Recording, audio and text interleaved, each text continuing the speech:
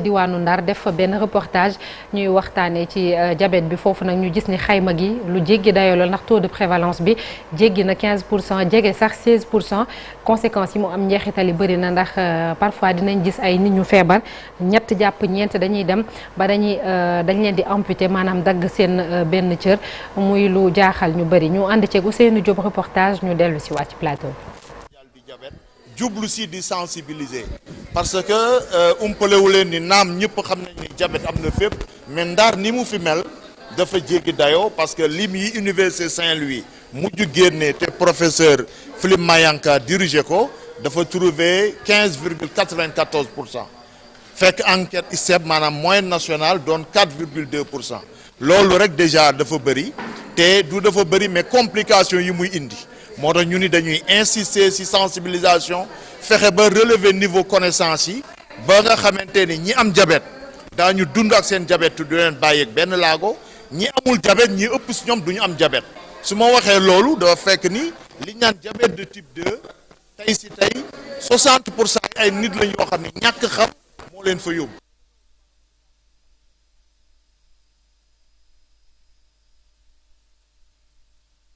alors ñu jéggalu loolu interview bi Ousseynou Diop yónnee la reportage bi dinañ ci egg si léegi en attendant ñu nuyu suñu gan Baye Oumar Gueye ñu ngi lay nuyu di la ziar di la dalal jàmm doyen. mbaa yaa ngi ci jàmm. alhamdulilah sant yàlla bu baax. alors reportage bi dinañ ci dellu si waat certainement ci kanam tuuti ak Ousseynou Diop fële ca diwaanu Ndar alors tout d'abord dañoo gis Saint-Louis par exemple tey moom la ñuy taxaw déjà ak bés bi tey ci Ousseynou Diop lim ñu jot a wax. foofu taux de prévalence bi ñu ne dem na ba plus de 15% des fois dinañ dem ba 3 à 4 personnes dañ leen di amputé lan moo waral peut-être spécifiquement yéen peut-être ci données yi ngeen am ak jàngat yi ngeen am foofu Saint-Louis ñu am xayma yooyu. waaw soxna merci beaucoup.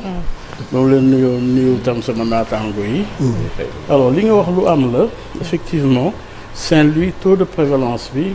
egg na selon les âges lu ñuy gën a dem ci kaw. prévalence bi di gën a maanaam élevé loolu nag gis nañ ne dernière statistiques yi enquête stats bu mujjee bi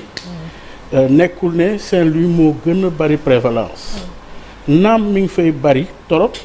mais am na région yoo xam ne yu mel ni Ziguinchor dañu gën a feeñ fu mu nekk ni ci dernière statistiques yi mais lu am ba am mooy diabète réalité la kenn mënulatul réeréew ne feebar la boo xamante ne mi ngi law ku ci nekk boo xoolee à côté rek sa wetu bopp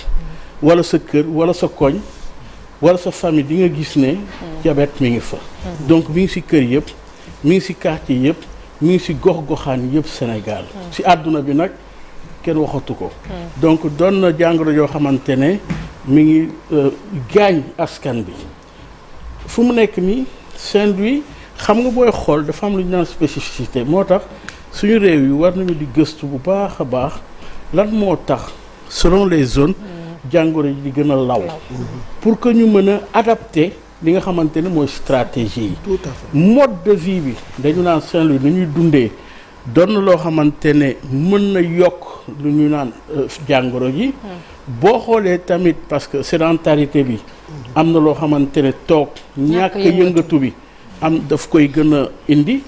gis nañ ne tamit ci facteur génétique bi maanaam ci médecine am na loo xamante ne ñu ne dafay wàllaate day jege trop ci ñi nga xamante ne dañu am facteur de risque yi donc doon na jàngoro joo xamante ne Saint-Louis am na fa doole trop comme nu mu amee doole itam ci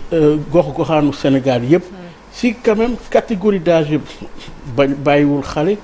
bàyyiwul mag bàyyiwul jigéen bàyyiwul góor. te nag xam naa suñu avancé dinañ xool complications yi ak conséquences yi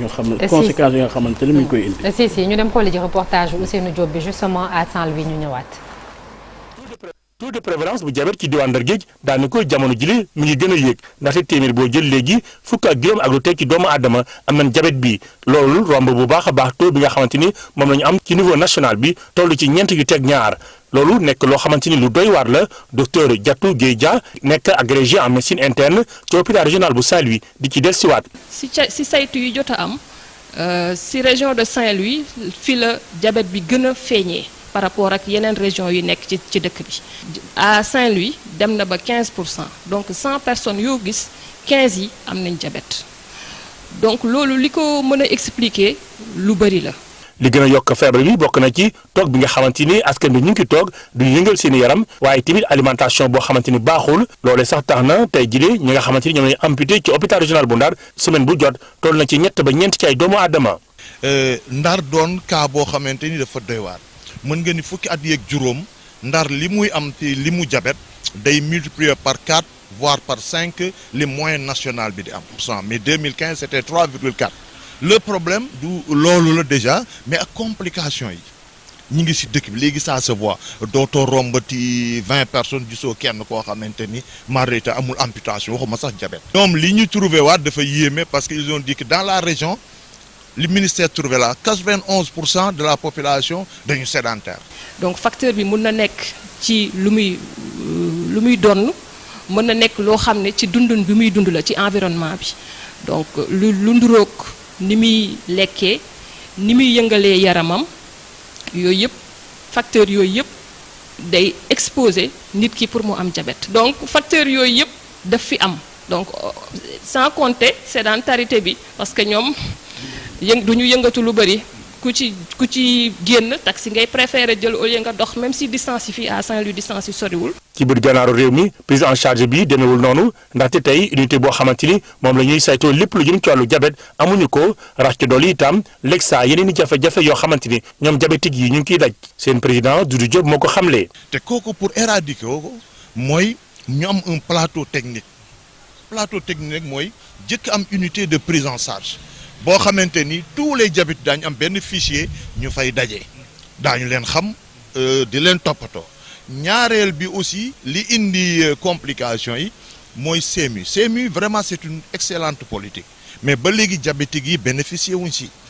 boo leen waxee ñu ni le diabète est une maladie budgétivore. situation bi ñuy dund ci diwaan Ndar Géej ak diabète bi nekk na loo xamante ni tey jile war na tiital ñëpp ndaxte téeméer boo jël fukk ak juróom am nañ ko mu nekk feebar boo xamante ni daani ko léegi law na ci diwaanu Ndar Géej. merci beaucoup Ousseynou Diop chéri.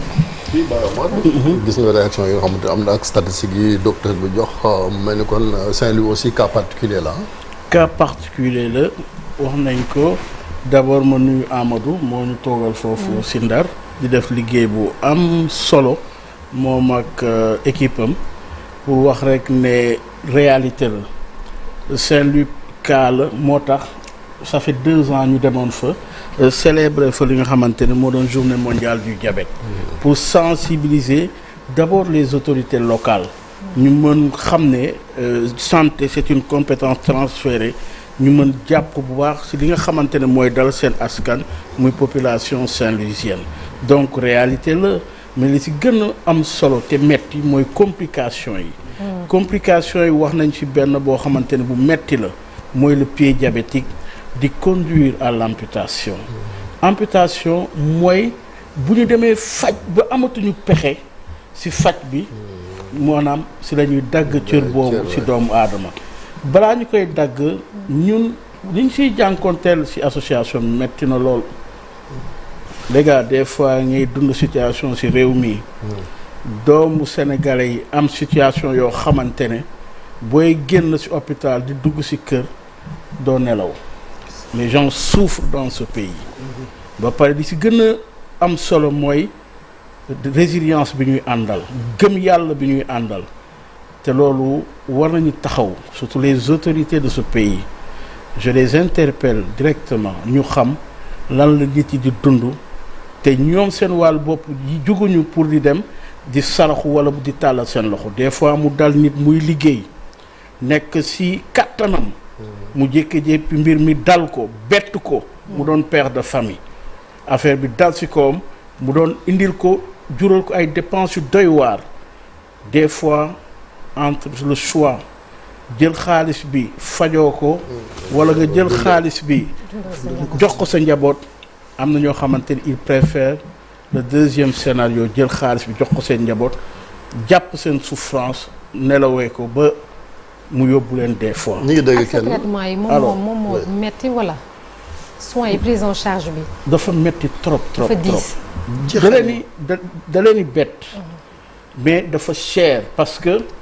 médicaments yi am na femme bu fa tolloo médicaments yi ngay jënd day cher te bu chéré bokk ci sa régime alimentaire deux aspects la de la problématique faj bi la ak régime bi ci dëkk yu réew yu ñàkk doole comme suñu réew nga xamante ne salaire yi demeewul noonu nga jàkkoonteel feebar boobu day metti te des fois munoo di ñaan tout le temps du ñëpp mën ñaan. est-ce que mën nañu xayma par exemple un malade bu nga xam ne tey mi ngi def prise en charge mi ngi def traitement normal ci xayma économiquement combien ça lui coûte ba nit ñi xam li ngay wax ni ci chiffre naka la demee. Selon nos études au niveau de l'association le diabète de type 1. mooy jàngoro yi nga xamante ne dafay pikiru il faut mu am 5000 francs par jour. il faut mu am 150 000 francs le mois. bu ma nee dafay fekk nga cumuler les deux prise en charge bi ak régime alimentaire ak bilan yi nga xamante ne daf koy def boobu day fekk ne complication yu ñëwagul te su complication yi ñëwee beneen xayma bi day gën a diis ci ndoddu ki nga xamante ne dafa am diabète parce que diabétique bi dafa nekk li ñu naan polypathologique day am diabète mais souvent dafay ànd ak ay complications yoo xamante ne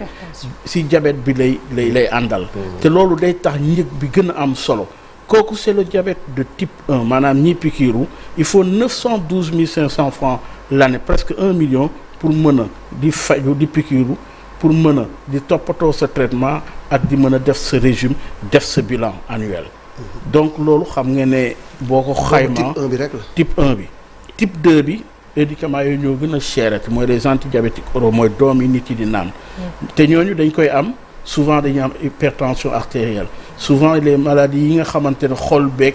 bët yi looy gën a dem muy gën a bari moo tax selon les statistiques booy dem ba nga xamante ne entre 45 ans jëm ko tu as presque 11% de prévalence dans le pays donc am na loo xamante ne mi ngi jéggi dayoo te loolu dafay attaquer premièrement suñu production bi bu attaqué woo état bi li muy war di génnee ci alal day gën a bari moo tax boo demee ci réew yu am doole yi dañuy def li ñu naan prévention primaire secondaire tertiaire benn étalage lay doon boo xamante ne dañ koy topp di ko saytu mais dans notre pays malheureusement loolu yëpp doo ko fi gis est-ce que loolu moo waral sax taux bi baal ma Chérif ma cabaxal boobu taux bi egg ci 2000 cas par an depuis l'an 2000 nee nañu c'est une évolution exponentielle dans les années 65 on était à 200 on est à 2000 par an nan la ñuy expliquer maladie bi nu mu développé woon nii ci Sénégal. mais loolu ëpp na sax loolu li ñu lay jox nii c'est des statistiques hospitalières. maanaam ñi nga xamante ne. dañoo ñëw ci hôpital bi. mais booy xayma soo jëlee fukki nit am na. juróom-ñett yi xamuñu sax seen ndax am nañu diabète wala amuñu diabète donc ignorance boobu moo tax au niveau associatif on se bat le premier combat c'est contre l'ignorance maanaam nit ñi ñàkk xam jàngoro jii di diabète lan lay indi te loolu li ko war a maanaam saafara moom mooy dépistage bi leneen li nga xamante ne war nañ ko am une fois que ñu wax la ba nga xam nga ràññee le préventif soo ràññee def sensibilisation éducation mu doon aspect boo xamante ne am na solo deuxième aspect mooy le curatif mooy faj mi moom la Amadou doon wax léegi Saint-Louis naan unité de prise en charge dëkk yu bari amuñu li nga xamante ne moom mooy unité de prise en charge maanaam bërëb yoo xamante ne dañ fay faj diabétique yi parce que ñun ñoo njëkk a tabax suñu centre suñu xaalisu bopp alalu bopp toog xam ne kenn toppatoowuñu ñu jëkk tabax centre bi nga xamante ne mooy Marc Sankalé c'est d'ailleurs l'occasion ñu remercier le président Youssoufa Ndiaye yàlla xare ko àjjana yu gën a kawe ndaxte moom moo jóg mobiliser ñu nekkoon xale yi ndaw mettez un jeton pour le diabétique dans les bus on mettait nos t-shirts et tout ça ak ñi nga xamante ne ñoo doon équipe médicale bi le professeur Ahmadou Moustapha Sow yàlla na ko yàlla gën a jox kàttan may ko doole ñoom ñoo œuvrer ku si nekk ak sa équipe ñun au niveau associatif le professeur Sow ak ñoom Seydou Nourou ñoom Marika ñoom Maymouna toute l'équipe ku nekk jàpp si ñu nekk une équipe boo xamante ne moo tax ba centre bi anti-diabète Marc Sankaré taxaw. loolu nag mu doon lu am solo ñuy liggéey ak état du Sénégal ba tey fi ñu nekk ni directeur bu bees bi tamit mi ngi liggéey bu mucc ayib parce que aussi ce qu'on oublie c'est que le patient contribue à hauteur de 11% des ressources globales kenn mayewu fi kenn dara. donc liy dugg ci hôpital bi xaalisu malade yi la te dañ ko war a réinvestir aussi ci biir hôpital yi. malheureusement lu ci ëpp mooy dañuy jël xaalis bi di ko fayee ay primes ainsi de suite alors que le patient qui vient même aiguille bu gën a ndaw sax dañ ko koy fayloo. mais loolu dafa metti mais moo tax au niveau du centre boo xoolee on s'est battu à ce que prix bi bañ a augmenter. d'ailleurs le directeur bu bees bi loolu lañ njëkk a jàppante woon mais léegi toog nañu waxtaan ba trouver solution. donc dañ koy rafetlu di ko encourager ci li nga xamante ne mi ngi ko indi mais interpeller état du Sénégal pour que subvention bu mu war a jox hôpital bi mu jox ko hôpital bu mel ni Abass Ndao amul subvention mais loolu foo ko musee gis. mais gis nañ yenn maladie chronique yi bu dee ñi nga xamante ne insuffisance rénale ñu ne dialyse gratuité gis nañ ko également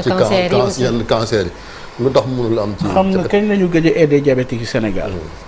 depuis Abdou Diouf. Ah bon? Il faut dire la vérité. Abdou Diouf moo ñëw indi subvention insuline 300 millions. léegi egg na ba 500 millions. je le répète et je le réitère nous sommes une association apolitique. Nous le restons et nous le demeurons. La deuxième chose mooy nous sommes là pour les citoyens. ku bëgg xeex ñu ànd ak yow xeex mais si kaw lenn pour askan bi la rek nag. kese ndikk waay. donc loolu dañ ko war a xam mu leer pour que ñu mën a xam le devoir citoyen et la responsabilité de l'État naka lañ ko mën a lënkale de telle sorte que ku nekk sa responsabilité nga assumer ko lii lañ ne maladie la de santé publique ñu ne la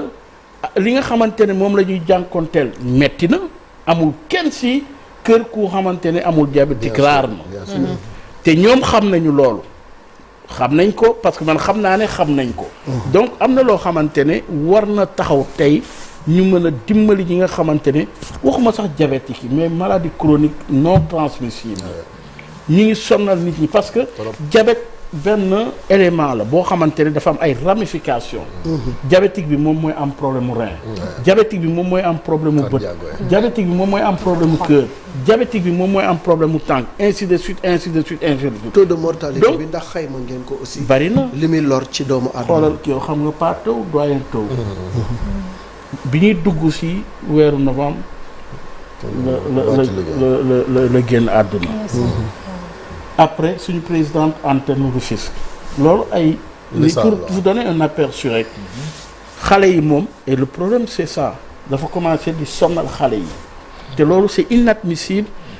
diabète warul reyati xale Sénégal moo tax ma doon laaj sax taux de prévalence bi ci xale yi quoi est-ce que dina am doonoo jàpp ni yenn maladie mag rek lay dal déedéet léegi dafa attaqué xale yi bu baax a baax am na benn programme bu tudd CDIC prise en charge de 0 à 21 ans gratuitement pour les enfants ñooñu professeur Babacar Niang moo leen yor ñoom sax am nañu le 18 ñoom diabétique yooyu egg nañu léegi si 1000 et quelques enfants yu ñu enrôlé moo tax c'est l'occasion ñuy wax waajur yi suñu amee doom bu am jàngoro ji diabète nañu rapproché wu si case de santé yi wala si hôpitaux yi pour que ñu mën enrôler seen doom ñu mën leen faj te duñ ci génne benn xaalis loolu tam lu am solo la ndax xale yi de plus en plus gis nga mode de vie bi duñu yëngatu lu bari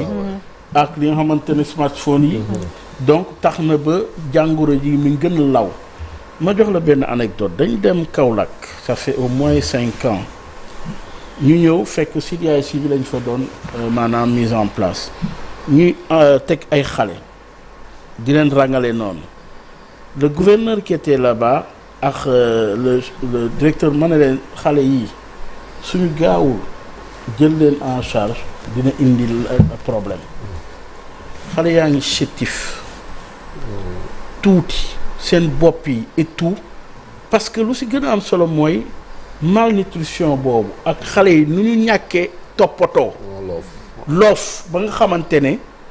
suukar dafa feeñ trop seen yaram mais dañ ñëw toog ma ne Daouda ma nuyu ko nuyu xale yi yëpp nga xamante ne ci association bi ñi mobiliser wu depuis weer bi seen activité et tout bu ñu moytuwulee ñii ñëpp dinañ leen référé hôpital Dakar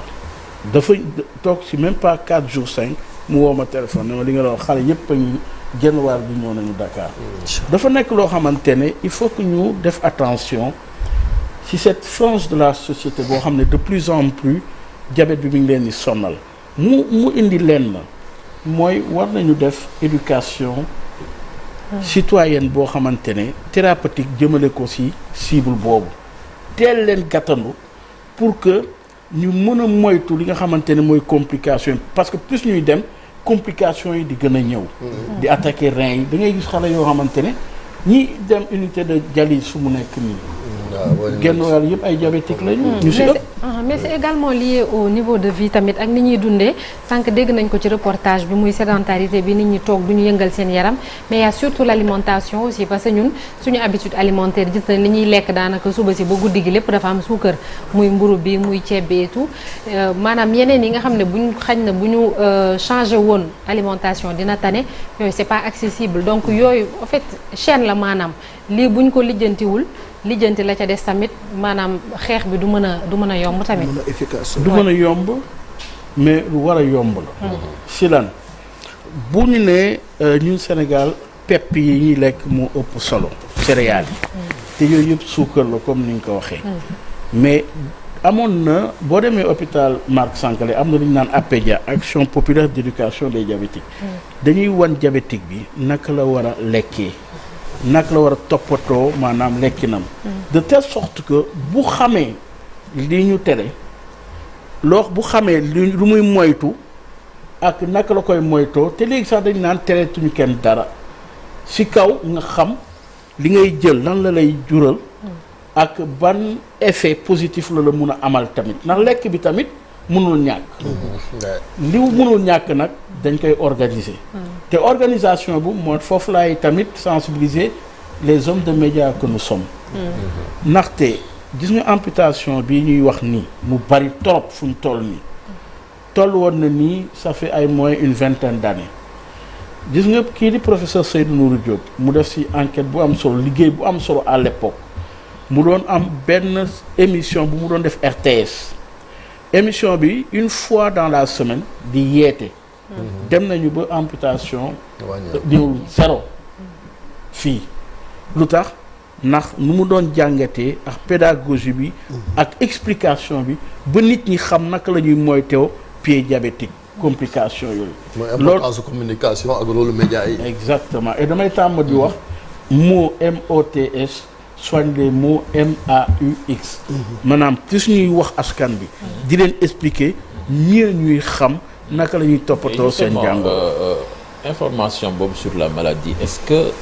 newul tamit lu manqué ci askan wi par exemple suñu jëlee sensibilisation yi ñu def ci sida et je suppose que peut-être que même ça peut tuer moins que le diabète defuñ ko ci diabète bi pour nit ñi xam parce que am na ñoo xam ne déjà dañ suñ leen ko waxee am nañ ko rek mooy jàpp nañ ni seen àdduna tukki na te am na tamit ñu koy am ñoo xam ko te xamuñu nan la ñu war a dundee. waaw xam nga moom laa wax léegi sensibilisation bi dafay fekk ne mu doon ban pédagogie la ñu utiliser ak cible bi nga xamante ne moom la ñuy ut xam nga ñun dañ tàmbali woon li ñuy gis tey maanaam dépistage massif après ñu commencé dépistage ciblé après ñu commencé di xool naka la ñuy organiser de telle sorte que citoyen bi mooy responsable numéro 1 jaru ñuy dox ci ginnaawam di daw naan ko demal dépister wu parce que war na xam moom lan mooy intérêt wu dem xool wér-gu-yaramam te suukar bokk ci moo tax boo xoolee ci pharmacie yi léegi pharmacie boo dem nga bëgg a xool sa suukar mën nga ko xool. c'est ça. donc loolu dafa doon loo xamante ne acteurs yi ñu ngi def ay effort ku ci nekk askan bi nag moo war a jug xam lan moo baax ci moom et li baax ci moom mooy ràññee kañ la war a def li nga xamante ne moom mooy dépistage boobu te je pense que loolu dafa war a bokk ci suñu ay réflexe su ma toogee tey ma ne fu mu tekk nii il faut être à l'écoute de son corps maanaam bés bu la signaler lenn lu ndaw rek war nga daw xool maanaam sa deret fan la toll parce que plus nga teel a jub mieux ñu teel la maanaam entouré li nga xamante ne moom mooy complication mais aussi le ministère de la santé war nañu am ay campagne ay spot publicitaire. loolu SNEIPS la moom laa ko doon laajte parce que c'est le travail. c'est le grand mal de ce pays. c'est le travail du SNEIPS. xam nga un service pour ça. c'est le grand mal de ce pays parce que am nañu lépp. Sénégal lépp a ngi fi parce que il faut quand même dire les choses clairement lépp a ngi fi li manqué mooy lan organisation. yooyu nag ñun la rek politique bi fu ñu woo. ñu daw bàyyi lu ñu liggéey. malheureusement te dañ koy confier service la yoo xamante ne ay politiciens lañ koy jox. moo jox la benn exemple chéri def nga kii comment il s'appelle encore bi nekkee wal Mamles ak Tidiane Kassé am na benn jour yàgg na ma def benn article Mamles jël article def ko yal na ko yàlla yërëm def ko à la une Walf le lendemain mu woo ma mu ne ma ci ces jeune homme ma ne ko waaw mu ne ma tey la journal bi gën a jar que yeneen jours yi ma ne ko mais moo tax ñun on se bat pour rivaliser ak ñeneen ñi mu ne ñan ñu reetaan expliquer que souvent les gens pensent que bu ñu titré à la une feebar wala dara du jar alors que des fois ça fait basculer même parce que li ñuy foog ne maanaam askan bi si lañ leen di topp si politique yi c'est pas vrai mais y a pas d'étude pour le démontrer malheureusement mais man kii ma si am mooy de plus en plus les gens s'intéressent beaucoup plus à leur bien-être qu'aux autres aspects yoo xamante ne daf leen di tardé du leen indil benn njëriñ mais loolu nag suñu responsabilité c'est important même boo xoolee nii ci internet bi nii les gens ñi ngi apprécier niveau bi ngay waxee parce que ça intéresse tout le monde mais tey bu ñu waxee affaire u diabète ñu bëri dañuy xalaat suukar muy suukar bi ngay jël def ko ci sa kaasu café wala lu mel noonu te yaa ngi koy wax léegi bari na lu ñuy lekk lu nga xam ne am na suukar te nit ñi xëy na ràññeewuñu ko ñoom saf suukar ak suukar aliment bu am suukar mënuñu ko ràññee donc ci wàllu lekk yan habitude alimentaire la ñu am yu nga xam ne mi ngi ñuy lor te xamuñu ko. yow dama la woon bu ñuy dem ñu ànd sax ndax thématique bi loolu la docteur Bintou Cheikh Seck tey di expliquer askan et cetera xam nga boo xoolee man dama teel a comprendre que l'aspect diététique nutritionniste dafa bokk ci maanaam mooy base bi traitement li ñuy def nii moo tax boo xoolee Sud FM dama may ñëw dama ne non lii xam fu ma ko jëloon Maroc dama dem Maroc di déglu rajo yi mais je te jure mes frères et sœurs marocains yi lépp luy maanaam développement citoyen si la ñu nekk seen organes yi laa la wax de matin midi soir maanaam jàngal nit ñi naka la ñuy lekkee te Maroc suukar dafa am doole mais dañ leen jàngal éduquer leen de telle sorte que le pèse aliment booy xoolee dañuy teg lekk bi yëpp ñu teg ko ñuy mesurer glucides lipides aliments yëpp bu si nekk lan mooy paaram ñu mesurer ko ba équilibré li nga xamante ne moom mooy seen alimentation foofu la ñu bëgg egg ak sénégalais yi ñu xam ku si nekk pàcc bu nekk heure bi ñu war a lekkee ba xam seen suukar équivalent à tel bu ñu jëlee seen garab ñaata lañ quantité lañ ci war a maanaam jël te loolu te tamit ñuy xool produit yi xool suñuy dem ci supermarché yi ñuy xool produit bu nekk lan mooy apport am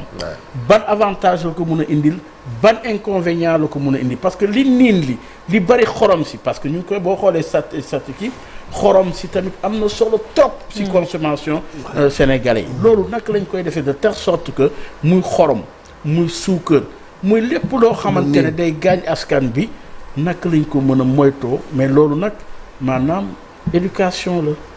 loolu mais éducation boobu nag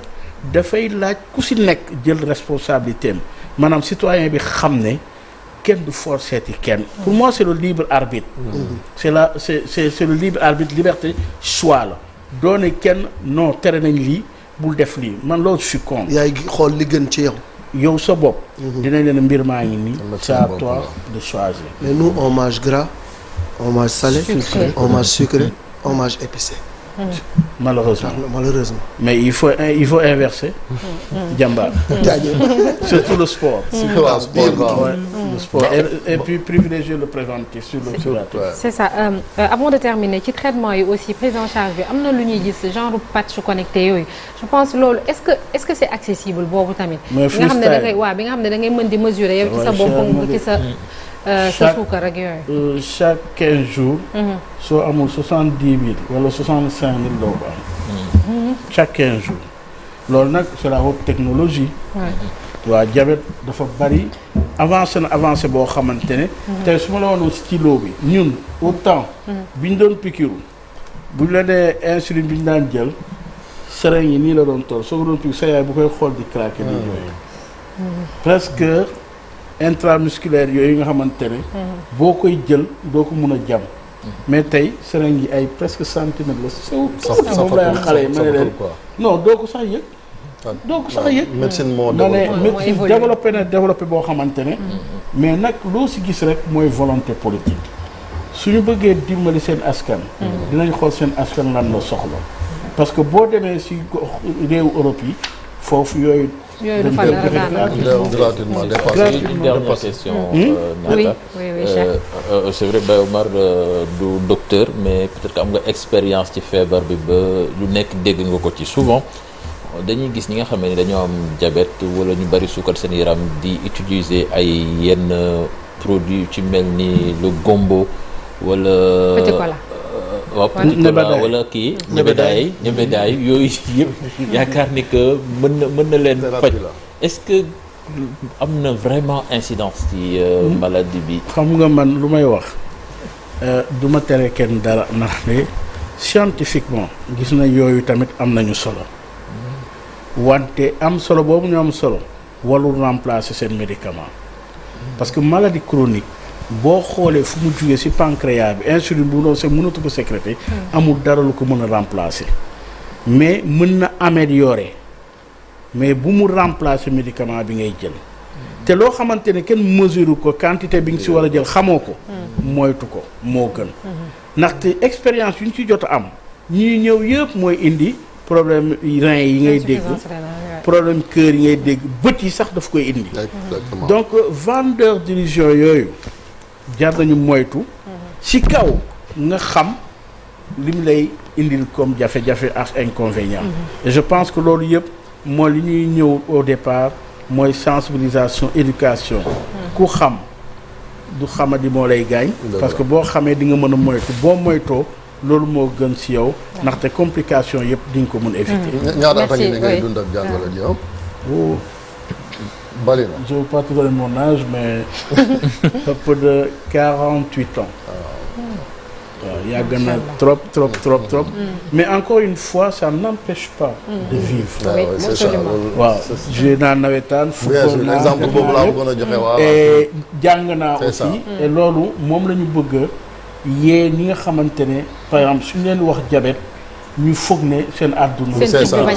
alors que loolu sax yow moo lay définir Seydou Nourou di wax un malade en bonne santé. bari na lool ku nekk am na looy doxee. mais am na lu la doy mais ci kaw fii la ci bopp bi. te tamit de plus en plus man je fais le lien avec la santé mentale. maanaam de plus en plus nos patients développent un déni dem ba gedd bëggatuñu dara. loolu war nañu tamit. di def lien bi pour que ñuy liggéey ak spécialistes yi nga xamante ne ñoo nekk ci santé mentale psychologue yeeg psychanalyste yeeg ñoom ñëpp assistants sociaux yi ñuy gën a mën a jàppale li nga xamante ne moom mooy diabétique yi na terminer par les femmes ñuy sëy di lancer un appel aux maris de comprendre ñi ñuy sëyal parce que tamit des fois mu metti lool soxna si di tàmm di mer wala dara yooyu yëpp accompagnement bi si war dañ ko war a indi si jigéen diabétique yi te loolu je pense que am na solo doom bi am tamit jàngoro ji sensibiliser les parents de ne pas se décourager parce que psychologue bi dafay wax ne mu ne entre une surprotection et un manque d'attention il y a un juste milieu à trouver et milieu boobu moom moo metti prouvé idéal la mais chaque jour da nga ciy indi sa grain de sel pour que la famille soit heureuse pour pour que le bien-être puisse être rassuré et je pense que ce serait tant mieux pour notre production. am ngeen activité tout à l'heure ci centre Marc Sàng la fa ngay daw jëm. C'est l'occasion de remercier aussi le département ministériel et tout ce qu'il y a comme autorité, que ce soit médicale, que ce soit associative, que ce soit aussi de la société civile, le médiateur doit venir et tout ça pour que ñu mën a waxtaan ci li nga xamante ne moom mooy défi yi ñu interpellé. Bravo merci beaucoup merci Baye Oumar Gueye. combattant inlassable vraiment. merci ñu koy jaajëfal. ci combat bi nga xam ne moom lay mëne depuis presque lycée ba léegi. ñi koy suivre xam nañ ni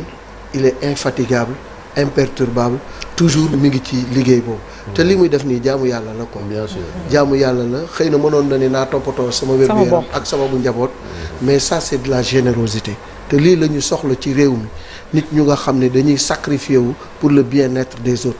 et je pense que c'est quelqu'un qui mérite tous les honneurs. yal na ko yàlla sàmm. amiin guddal sa fan. may la ndam ci liggéey bi. mooy directeur Sud FM aussi. Et merci également à vous.